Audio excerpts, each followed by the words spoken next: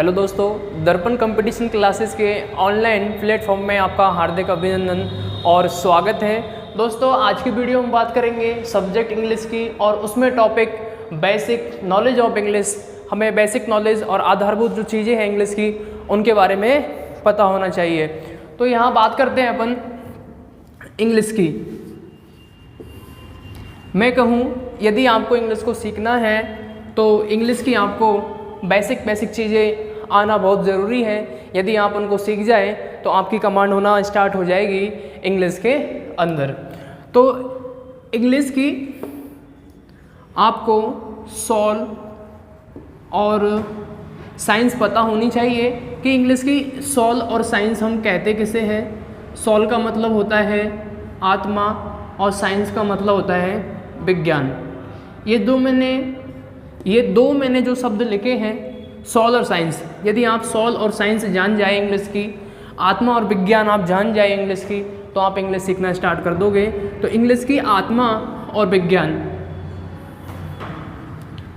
हम कहते हैं ग्रामर को, और यही हमें सीखनी है ग्रामर। क्योंकि आपकी इंग्लिश जो है एक क्या है, लैंग्वेज है, एक भाषा है। इंग्लिश क्या है, एक आपकी भाषा। इंग्लिश क्या है, भाषा।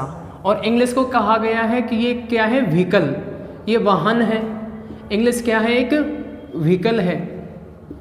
और जो वाहन होता है वो करता क्या है, ट्रांसपोर्ट का काम करता है। एक स्थान से दूसरे स्थान पर किसी चीज़ को ले जाना, मानव को गति कराना। तो ऐसे ही ये जो इंग्लिश होती है हमारे विचारों को, यानी कि जो लैंग्वेज है हमारे विचारों को एक व्यक्ति से दूसरे व्यक्ति के पास ले जाने का काम करती है।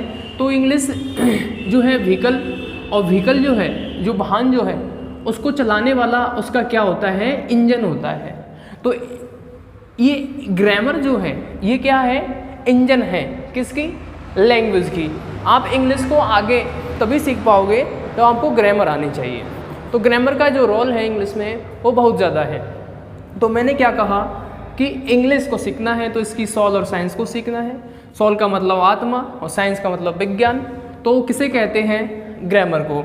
हमें आगे इसमें याद रखना है कि हमें कभी कभार ग्रामर की सही स्पेलिंग पूछ लेता है। ग्रामर की सही स्पेलिंग क्या है, तो सही है GRAMMAR, और इसकी हमें गलत याद रह जाती है। गलती से हम इसको सही इसको मान लेते हैं GRAMMER, तो ये गलत होती है। सही स्पेलिंग होती है GRAMMAR। आगे हम बात करते हैं, हमें इसको ग्रामर बोलना है या ग्रामर। बोलने से कोई ज़्यादा फर्क नहीं पड़ेगा, लेकिन याद रखना है इसका सही उच्चारण क्या होगा।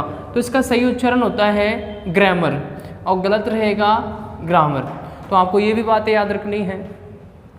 दोस्तों, यहाँ तक जो भी लिखा है इसको या तो आप उतार लें या फिर स्क्रीनशॉट ले लें। आगे हम बात करते हैं।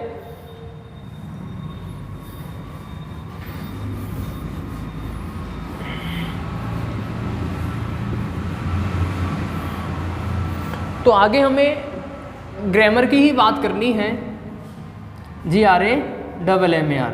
हमें आगे ग्रामर की बात करनी है। इसका हिंदी में मतलब होता है व्याकरण। दो चीज़ें याद रखनी है, स्पेलिंग और मीनिंग। हमें इन दोनों चीज़ों में कभी कभार अंतर पता नहीं होता है, हम दोनों को एक ही मान ले जाते हैं, स्पेलिंग और मीनिंग। स्पेलिंग का मतलब होता है बर्तनी, मीनिंग का मतलब होता है अर्थ। अगर हम इसकी बात करें GRAMMAR, ये स्पेलिंग है या मीनिंग, इसमें व्याकरण स्पेलिंग है या मीनिंग, तो आपको पता होना चाहिए। स्पेलिंग कहते हैं जिसका हम उच्चारण, जिसको हम बोलते हैं उसी तरीके से जिस तरीके से वो शब्द उस भाषा का है। इसे GRAMMAR, ग्रामर। ये ग्रामर जो है किसका है, ब्रिटेन इंग्लिश का है, ब्रिटिश इंग्लिश का है, ब्रिटेन से आया, और ग्रीक लैंग्वेज का है। तो उसको क्या है, ग्रामर बोलते हैं उसी तरीके से जिस तरीके से बोलते हैं। तो ये उसका हो जाएगा स्पेलिंग। और हमारे यहाँ इसका जो अर्थ है, हम अपनी स्थानीय भाषा में इसको क्या कहते हैं, व्याकरण। तो ये हो जाएगा मीनिंग। ऐसे ही और एग्जाम्पल देके हम, तो मैंने लिखा आपके सामने APPLE, शुरुआत हमारी इससे हुई है, APPLE, एप्पल। तो ये जो एप्पल है ये क्या हो जाएगा, स्पेलिंग। इसका जो मीनिंग है वो क्या आएगा, सेब। कभी कभार हम गलती कर देते हैं कि APPLE एप्पल ये मीनिंग है, ये मीनिंग नहीं, ये स्पेलिंग है। तो आने वाले जितनी भी अपनी क्लासेस होंगी, वीडियोस होंगी, उनके अंदर बार बार शब्द आएगा स्पेलिंग और मीनिंग, तो इसमें अपन को कन्फ्यूजन नहीं होना चाहिए। आगे हम बात करें फिर ग्रामर की, आगे बात बढ़ाएं, तो इसको भी नोट डाउन कर लें आप अपनी नोटबुक के अंदर। आगे हमें बात करनी है ये जो ग्रामर वर्ड है, ये ग्रामर जो वर्ड है WORD, वर्ड का मतलब शब्द। तो ये जो ग्रामर शब्द है, ये जो ग्रामर शब्द जो है ये आया कहाँ से है, छोटी सी बात कर लेते, ये अपना मैटर नहीं है, लेकिन अपन को आधारभूत चीज़ें पता होनी चाहिए ग्रामर के बारे में। तो संसार में इस वर्ल्ड में सबसे पहले जो इंग्लिश आई वो आई ग्रीक, और उसके बाद आई लैटिन। लैटिन के बाद कौन सी आई, फ्रेंच। फ्रेंच और जर्मन का जो कालक्रम है आसपास ही माना जाता है। और फिर आज जो अपन सीख रहे हैं इंग्लिश, जो वर्तमान स्वरूप में अपन क्या पढ़ रहे हैं इंग्लिश, ये आई कहाँ से है, पहले ग्रीक आई, फिर उसके बाद लैटिन है, फिर फ्रेंच और जर्मन, और फिर इंग्लिश। और इंग्लिश में भी क्या चल रही है, दो प्रकार की इंग्लिश चलती है। एक चलती है ब्रिटिश इंग्लिश और दूसरी चलती है अमेरिकन इंग्लिश। ब्रिटिश इंग्लिश और एक अमेरिकन इंग्लिश, दो प्रकार की इंग्लिश चल रही है। हम जो तैयारी कर रहे हैं, जिस बोर्ड की, जिस कॉम्पिटिटिव एग्जाम की हम तैयारी कर रहे हैं, जिस विभाग के अंदर हम जाना चाहते हैं, वहाँ अगर इंग्लिश आ रही है तो आपको सही जो माना जाएगा वो ब्रिटिश इंग्लिश को माना जाएगा, जबकि हमें हेल्प ये करेगी अमेरिकन इंग्लिश। और आगे देखिए ब्रिटिश इंग्लिश को आप अगर बुक पढ़ते हो इंग्लिश की, तो उसमें ब्रिटिश इंग्लिश को कैसे लिखा जाएगा, BRE, शॉर्ट तरीके से, वहाँ कन्फ्यूजन ना हो आप जब पुस्तकें पढ़ने लगे, AME, इस तरीके से लिखा जाएगा। हम बात कर रहे थे ग्रामर वर्ड जो है ये आया कहाँ से है, तो ये ग्रीक लैंग्वेज के, ग्रीक भाषा के ग्रामा से बना है आपका ग्रामर। देख लो GRAMMA, GRAMMA, यहाँ क्या है GRAMMA, और इसके बाद क्या है R, तो केवल R ही जुड़ा है इसमें। पहले ग्रीक और लैटिन में इसको ग्रामा कहा गया, फ्रेंच और जर्मन में इसको ग्रामायर कहा, और फिर आज जो अपन इसको पढ़ रहे हैं यहाँ पर इंग्लिश में ग्रामर, ये आया कैसे है, इसका वर्तमान स्वरूप जो हमें दिख रहा है ग्रामर। तो देखें ग्रीक और लैटिन में तो GRAMMA था, जब इसमें R जो है आज अपन देख रहे हैं, इसमें R हम देख रहे हैं लास्ट में, ये R कहाँ से लिया है, ये फ्रेंच और जर्मन के ग्रामायर से लिया है। कहाँ से लिया है, ग्रामायर से R जोड़ दिया है, बाकी ए यहाँ तक था, तो पूरा शब्द था ये ग्रामा। और ग्रामा का जब उस समय कुछ तो मतलब रहा होगा, तो ग्रामा का जो मीन्स था, मतलब था, वो ये था समथिंग रिटन सिस्टमेटिकली,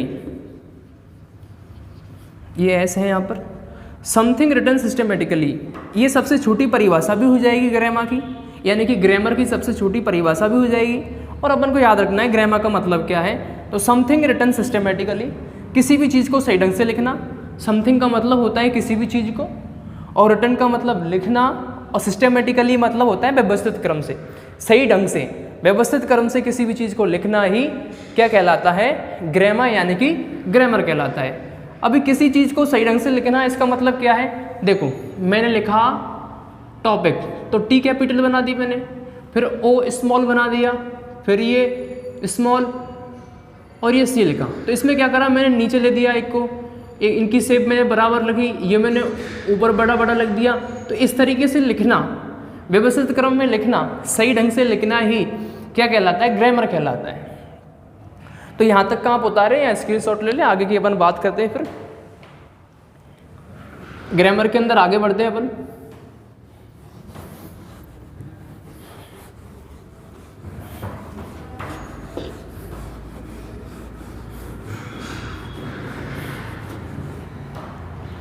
आगे हमें याद रखना है कि इंग्लिश पढ़ना हम कहाँ से स्टार्ट करें और कहाँ तक जाएं। तो इंग्लिश जो है, हमें इंग्लिश में सबसे पहले क्या पढ़ना होता है? लेटर्स। लेटर्स का मतलब हो जाएगा वर्ण या अक्षर। तो सबसे पहले हमें इंग्लिश में क्या पढ़ने हैं? लेटर्स पढ़ने हैं। उसके बाद इंग्लिश में हमें पढ़ना होता है मॉर्फेम्स। ये क्या चीज़ आ गई? ये आती है शब्द निर्माण इकाई को हम क्या कहते हैं? मॉर्फेम कहते हैं। सबसे पहले लेटर्स पढ़ना है, फिर मॉर्फेम्स पढ़ना है। इसके बाद आपको पढ़ना है वर्ड्स। वर्ड्स का मतलब होता है शब्द।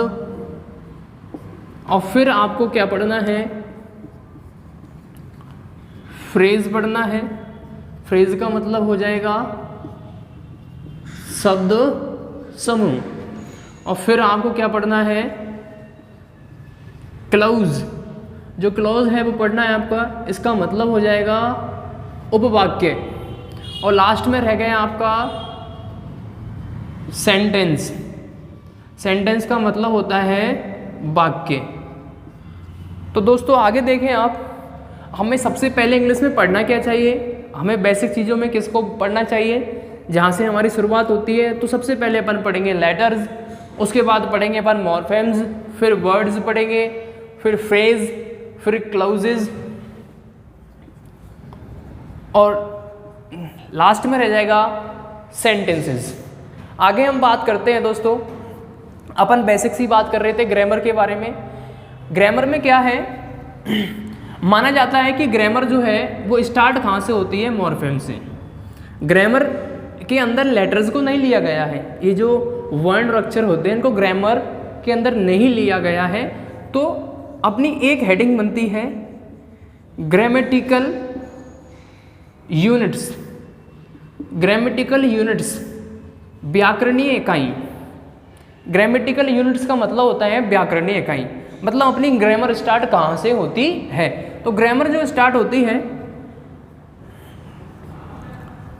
उन चीज़ों के अपन नेम्स जानेंगे, उनके अपन को सिंबल्स याद रखना है, और शॉर्ट नेम भी हमें याद रखने हैं कि उनके शॉर्ट नेम्स क्या होंगे। तो देखें, सबसे पहला जो ग्रामर में माना गया है वो है मॉर्फेम। आपको एक बात याद रखनी है मॉर्फेम के बारे में, ये इंग्लिश लैंग्वेज की सबसे छोटी इकाई होती है। Which is the smallest unit of English language. अंग्रेजी भाषा की सबसे छोटी इकाई कौन सी होती है? तो मॉर्फेम होती है। और सबसे लार्जर और बिगेस्ट और बड़ी सबसे इकाई जो होगी वो सेंटेंसेस होगी, मतलब वाक्य होंगे। आपको लग रहा होगा कि लेटर सबसे छोटी है, नहीं, इसको ग्रामर के अंदर शामिल नहीं किया गया है। रीजन है इसके पीछे, वो कभी अपन नेक्स्ट वीडियो के अंदर डिस्कस करेंगे। ये मॉर्फेम्स जो होती है इसका सिंबल प्लस और माइनस होता है। प्लस और माइनस, सिंबल्स का मतलब प्रतीक, प्रतीक या चिन्ह। तो जो मॉर्फेम्स होती है उसका जो सिंबल्स होता है प्लस और माइनस। जैसे मैंने लिखा गो प्लस ING बराबर क्या बना? गोइंग। अपन गोइंग बनाया अपन ने। PLAY प्ले प्लस ED क्या बनता है? प्लेड। तो ये शब्द कैसे बनते हैं? शब्द बनने की जो पूरी प्रक्रिया है ये कहलाती है, पूरी जो प्रोसेस है ये मॉर्फेम कहलाती है। आगे अपन को याद रखना है कि मॉर्फेम्स सबसे छोटी हो गई ग्रामर के अंदर, इसका सिंबल्स प्लस माइनस हो गया। शॉर्ट नेम जो है इसका MO रहता है। नेक्स्ट हम बात करेंगे यहाँ पर वर्ड्स यानी कि शब्द। शब्द का जो सिंबल होता है वो रहता है स्पेस या गैप। अभी जो को मैंने आपके सामने क्या लिखा? ग्रामेटिकल यूनिट्स, व्याकरणीय इकाई। तो इनके बीच में मैंने गैप क्यों छोड़ा? यहाँ पर जगह क्यों जोड़ी? तो जगह छोड़ना ये सिंबल्स होता है, ये शब्द का क्या होता है? सिंबल्स होता है। इसलिए क्या करते हैं अपन? गैप छोड़ते हैं। कोई भी सेंटेंस अपन लिख रहे हैं, जैसे मैंने यहाँ पर ये 3 शब्द लिखे, फ्रेज लिखी है, बेसिक नॉलेज ऑफ इंग्लिश, तो इसके बीच में ये गैप दिया मैंने, यहाँ गैप दिया। ये गैप क्यों दिया? क्योंकि ये क्या है? शब्द है। तो शब्द जो होते हैं वो गैप मांगते हैं। आगे हम बात करेंगे यहाँ पर शॉर्ट नेम की, तो उसका शॉर्ट नेम होता है WO। नेक्स्ट